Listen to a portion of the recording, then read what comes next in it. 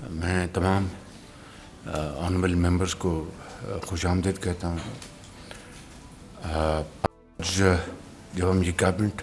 Meeting کر رہے ہیں تو پچھلے چند دنوں میں بڑے اندوناک واقعات ہوئے ہیں دہشت گردی، جس کے نتیجے میں درجنوں بے گناہ پاکستانی شہید ہوئے اور ابھی تک جو اطلاعات ہیں تقریباً 50 سے زائد پاکستانی شہید ہوئے ہیں۔ اس کے ساتھ ہماری افواج پاکستان کے افسر و جوان اور جو لا انفورسنگ ایجنسیز کے جو اہلکار ہیں وہ بھی شہید ہوئے ہیں۔ میں سمجھتا ہوں کہ یہ ایک بہت اہم معاملہ ہے۔ اس سے پہلے میں آگے بڑھوں، میں گزارش کروں گا، ابھی ہمارے کل رانا تنویر صاحب ہمارے جو محترم ممبر ہیں کیبنٹ کے، ان کے بھائی رانا افضال کا بھی انتقال ہو گیا ہے۔ ان سب کے لیے آپ ذرا ہاتھ اٹھا کے دعا فرمائیں۔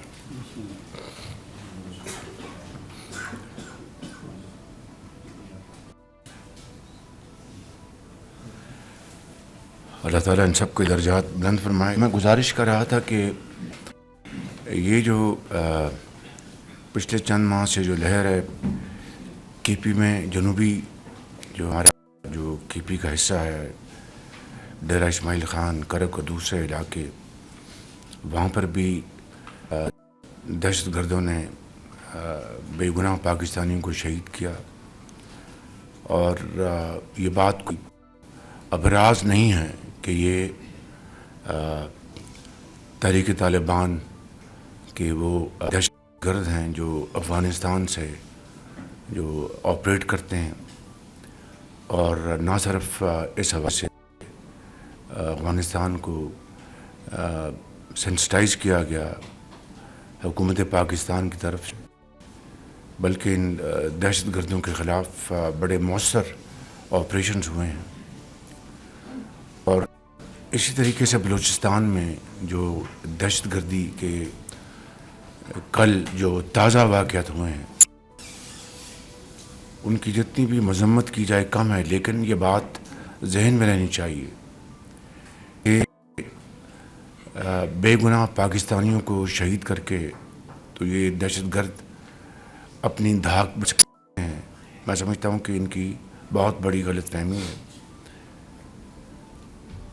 یہ مذموم اور ناپاک جو ان کے عزائم ہیں، اس کا واحد مقصد یہ ہے کہ پاکستان کے اندر ترقی کے سفر کو روکا جا سکے۔ CPEC, China Pakistan economic corridor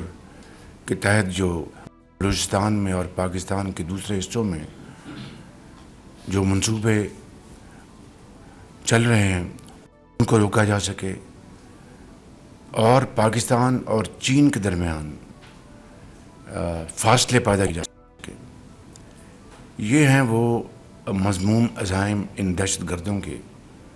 لیکن اس کے ساتھ ساتھ جو چیرہ دستی اور ظلم اور زیادتی جو کل اور پرسوں روا رکھی گئی ہے،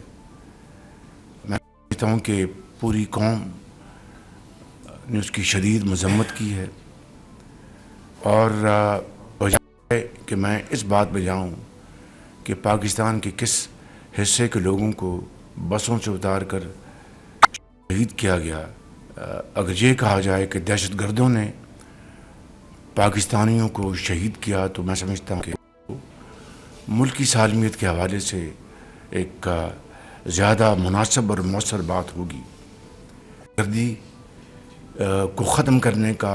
اب وقت آ پہنچا ہے، اور اس کے لیے جو قربانیاں دی گئی ہیں اور دی جا رہی ہیں وہ رائے گاہ نہیں جائیں گی انشاءاللہ۔ حکومت پاکستان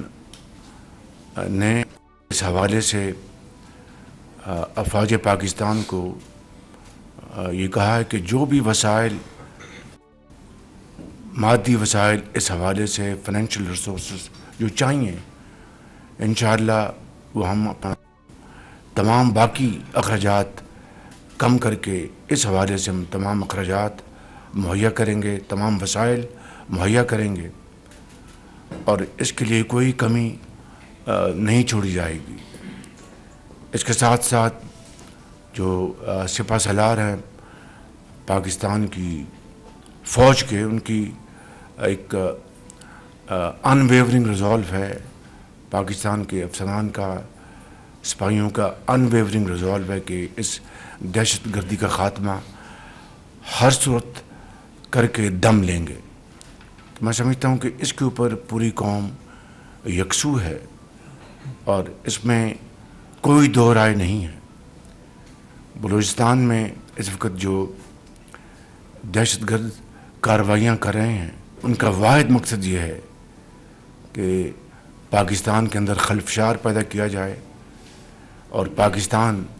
کی یہ حکومت صوبائی حکومتوں کے ساتھ مل کر جو چیلنجز ہے ان کو عبور کر کے پاکستان کی ترقی اور خوشحالی کے لیے جو ہم اقدامات اٹھا رہے ہیں، تمام تر مشکلات کے باوجود اس میں رخ نہ ڈالا جائے اور اس کو روکا جائے۔ انشاءاللہ اللہ تعالیٰ نے چاہا تو ان کے یہ مذموم ارادے ناکام ہوں گے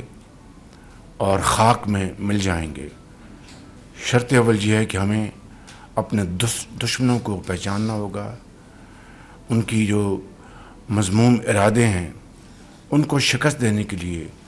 یکجا ہونا ہوگا اور مکمل یکجہتی کا اظہار کرنا ہوگا۔ میں سمجھتا ہوں کہ ہمیں اس لمحے مکمل پختہ ارادے کے ساتھ آگے بڑھنا ہے۔ کسی قسم کی کمزوری